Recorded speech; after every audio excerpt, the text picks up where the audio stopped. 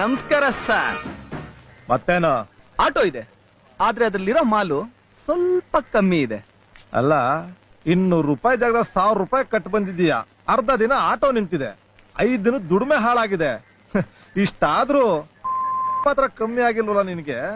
ನಮ್ಮ ಆಟೋ ನಿಂತಿದ್ರು ಮೀಟ್ರು ಓಡ್ತಾನೇ ಇರುತ್ತೆ. ದುಡ್ಡು ಯಾರು ಕೊಡ್ತಾರೆ? ನೀವೇ. 1 ಕೆಜಿ ರೇಷ್ಮೆಗೆ ಎಷ್ಟು ಯಜಮಾನ್ರೆ? 1800 ರೂಪಾಯಿ. 100 ಕೆಜಿಗೆ 1,80,000 ರೂಪಾಯಿ. 500 ಕೆಜಿಗೆ ಎಷ್ಟು ಹೇಳಿ? 9 ಲಕ್ಷ ರೂಪಾಯಿ. ಏನ್ ಹೇಳ್ತಾ ಇದೀಯಾ? 500 ಕೆಜಿ ರೇಷ್ಮೆ ಕೊಡಿ ಅಂತ ಹೇಳ್ತಾ ಇದೀನಿ. ನಾನ್ ಯಾಕೆ ಕೊಡ್ಲಿ? 500 ಕೆಜಿಗಪ್ಪ ಫೈನ್ ಕಟ್ಬಿಟ್ಟು ಬರ್ತಾ ಇರೋದು. ನೀವೇ ನಿಮ್ಮ ಕೈಯಾರೆ ಬರ್ದಿರೋದು. ಏನ್ ಆಟ ಆಡ್ತಾ ಇದೀಯಾ? ಆಟ ಆಡಿಸ್ತಾ ಇದೀನಿ.